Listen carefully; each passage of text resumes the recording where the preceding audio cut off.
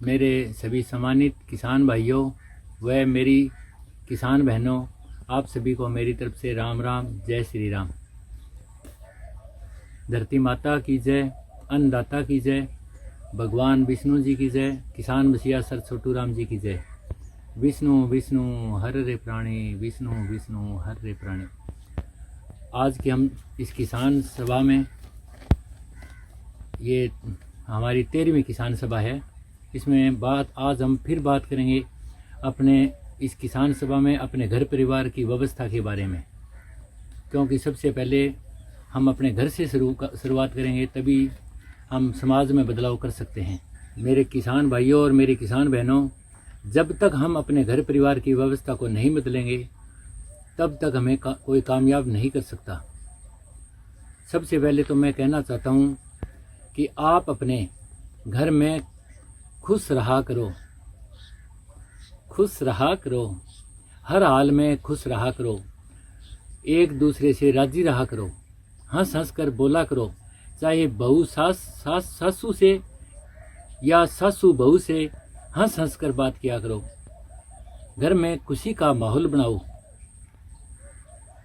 बाप बेटे से हंस हंस कर बोलो और बेटा बाप से हंस हंस कर बोले तो सारा माहौल धीरे धीरे चेंज हो जाएगा। अपना घमंड छोड़ो, अपना घमंड और ईगो कम कर लो, अपनी कुछ आदतें बदल लो। हर एक काम में मीन में एक निकालनी छोड़ दो। हमें घर में तानाशाह बनकर नहीं रहना है। चाहे आप घर के मुखिया हो या घर के बच्चे, किसी को भी तानाशाह नहीं बनना है, कोऑपरेट करना है, सबको हंस हंस करके अपने काम करने हैं, मिलजुल करके रहना है। क्योंकि हमारा घर हमारा स्वर्ग है। हमारा घर ही सारी ऊर्जा का केंद्र है, जहाँ से हम जैसे भी निकलेंगे वैसे ही प्रोग्रेस हमारी आएगी। हमें अपने अपने घरों में एक अच्छा दादा, एक अच्छा पापा, एक अच्छा बेटा बन कर रहना है। घर में आपको एक अच्छी और प्यारी दादी बनकर रहना है, जो सबका ख्याल रखती है।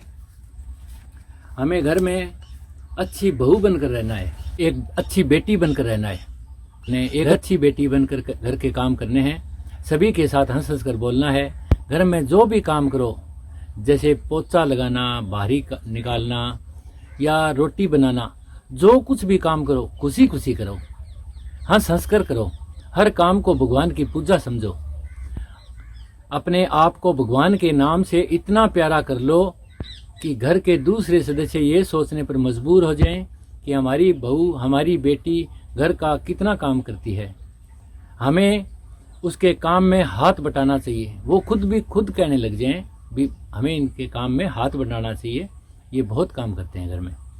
पति जब खेत से, नौकरी से या बिजनेस से जब हारा थका घर लौटे तो बद्दा सा मुंह ना फुलाओ, बद्दा सा मुंह फुलाकर ना रहो। गुस्से में या घर आते ही खा जाने वाली नजरों से उसे ना देखो। वह थका हारा आदमी टूट जाता है और इससे वह धन भी नहीं कमा सकता। क्योंकि घर में अगर वो टेंशन में रहेगा तो फिर वो उसकी जो कार्य विधि है, जो उसकी काम की क्वालिटी है, वो सारी घट जाएगी। वह परेशान, वह टेंशन में अपने दिन काटने लगेगा। क्या फायदा होगा आपका देवी देवताओं की पूजा करने से, तीर्थ स्थलों पर स्नान करने से, आँखा दिखाने से या शाना श्रेवड़ों के चक्कर काटने से? कोई फायदा नहीं होने वाला। जब तक हम खुद नहीं सुधरेंगे, हमारे घर की व्यवस्था नहीं सुधारेंगे। जिस दिन आप अपना घमंडोरी को छोड़कर अपने देवता को, अपने पति परमेश्वर को और घर के अन्य सदस्यों को खुश करना और मनाना आ गया, उसी दिन से आपके घर के हालात बदल जाएंगे। ये तय है, क्योंकि सारा सिस्टम घर से ही चलता है। मेरे किसान भाइयों और मेरी किसान बहनों, मेरी बात को समझने की कोशिश करना। आप कथा सुनती हो, जहाँ संपत्ति होता है वहाँ लक्ष्मी रहती है। ये कथाएं आप सुनती हो हर बार त्योहार पर। जहाँ हरदम क्लेश रहता है अपनी फूंड, घमंड और ईगो के कारण, वहाँ लक्ष्मी नहीं रहती। वहाँ भूख, गरीबी, तंगी, बेबसी और लाचारी अपने डांस दिखाती है। आप दूसरों की चुगली करते हो, दूसरों के घरों की लड़ाई झगड़ों का चुस्कियाँ ले लेकर के मजे लेते हो, लोगों का बुरा सोचते हो, जलन रखते हो, ईर्ष्या करते हो, तो आप कभी सुखी नहीं हो सकोगे। क्योंकि इस ब्रह्मांड में जो कुछ भी हम देते हैं, चाहे वो बातों से, विचारों से, अपने कामों से, कार्यों से, वह सब लौट कर लाखों गुना होकर के हमारे पास वापस आता है। आपने वो गीत सुना होगा, तुम गरीबों की सुनो वो तुम्हारी सुनेगा, तुम एक पैसा दोगे वो 10 लाख देगा। 1 पैसे का 10 लाख रिटर्न होता है, एक शब्द का 10 लाख रिटर्न होता है, एक विचार का 10 लाख विचार हमारे पास वापस लौट कर आएंगे। तो सोच लो, आप अपनी बातों से, विचारों से, शब्दों से या कार्यों से लोगों को क्या दे रहे हो। वो आपके घर भी दबाऊ का लौट कर आएगा। जितना भी हम लोगों के लिए कर रहे हैं वो हमारे पास हजारों और लाखों गुना होकर के लौटता है। अब हमारे पूरे समाज में, परिवार में आप देख रहे हैं, भाई भाई को नहीं चाहता, परिवार सारे आपसी में फटे पड़े हैं। पहले परिवार कुल होते थे, उनका एक मुखिया होता था, उसकी बात मानते थे लोग, लेकिन अब सारे का सारा तीतरा बखेर हो चुका है। जो घर थे, घराने थे, जो चौधरी थे, उनके गरिए हो गए हैं। काटने का दिन तो काटते हैं, बाकी ना वो रुतबा ना वो इज्जत। और ख़ास करके बड़े घरानों के हालात तो और ज़्यादा ख़राब हुए हैं।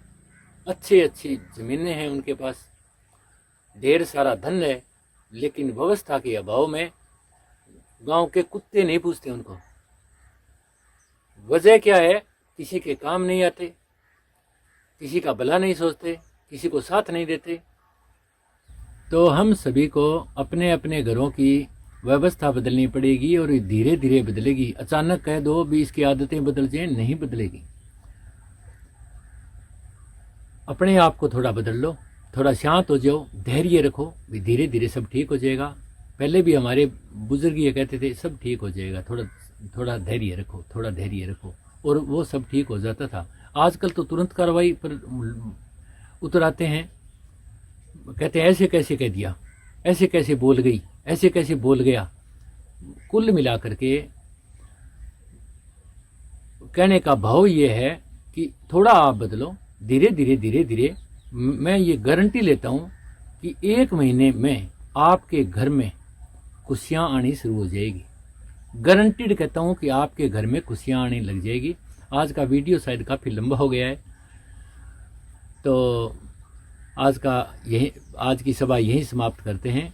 जय हिंद, जय भारत, धरती माता की जय, भारत माता की जय, अन्नदाता की जय, दुनिया के सुप्रीम अन्नदाता भगवान विष्णु जी की जय। वंदे मातरम। जय हिंद, जय भारत। विष्णु विष्णु हर रे प्राणी, विष्णु विष्णु हर रे प्राणी, विष्णु विष्णु हर रे प्राणी।